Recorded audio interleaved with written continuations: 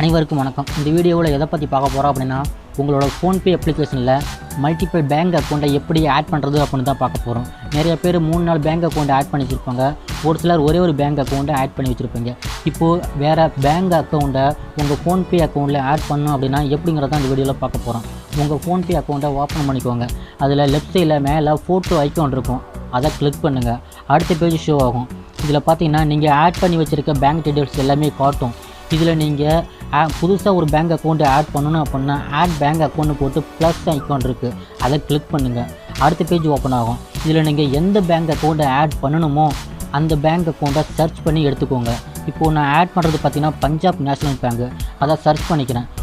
லாஸ்ட்டாக பார்த்தீங்கன்னா பஞ்சாப் நேஷ்னல் பேங்க்னு இருக்குது, அதை ஒரு கிளிக் பண்ணுங்கள். அடுத்த பேஜ் ஓப்பன் ஆகும். முன்னாடிலாம் பார்த்தீங்கன்னா ஏடிஎம் கார்டோட நம்பர் தேவைப்படும், வேலிடிட்டி டேட் தேவைப்படும். பட் மேக்ஸிமம் இப்போலாம் நீங்கள் உங்கள் மொபைல் நம்பரை ஆட் பண்ணி வச்சுருந்தாவே போதும், அந்த பேங்க் அக்கௌண்ட்டில் ஆட்டோமேட்டிக்காக எல்லா டீட்டெயிலும் அதுவே வெரிஃபை ஆகிக்கும். இப்போது பார்த்தீங்கன்னா டீட்டெயில் எல்லாமே வந்துருச்சு, பிரான்ச் நேம் வந்துருச்சு, ஐஎஃப்எஸ்சி கோடு வந்துருச்சு, எல்லா டீட்டெயிலுமே வந்துருச்சு. இப்போது ப்ரொசீட் டு ஆட் அப்படிங்கிற ஆப்ஷனை கிளிக் பண்ணுங்கள். அடுத்த பேஜ் ஓப்பன் ஆகும்.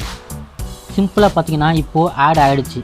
நீங்கள் எந்த ஒரு அக்கௌண்ட் நம்பரு, ஐஎஃப்எஸ்சி கோடு, ஏடிஎம் கார்டு டீட்டெயில்ஸ் எதுவுமே கொடுக்க தேவையில்ல, சிம்பிளாக ஆட்டோமேட்டிக்காக ஆட் ஆகிடுச்சு. இப்போது டன்னுங்கிற ஆப்ஷனை கிளிக் பண்ணுங்கள்.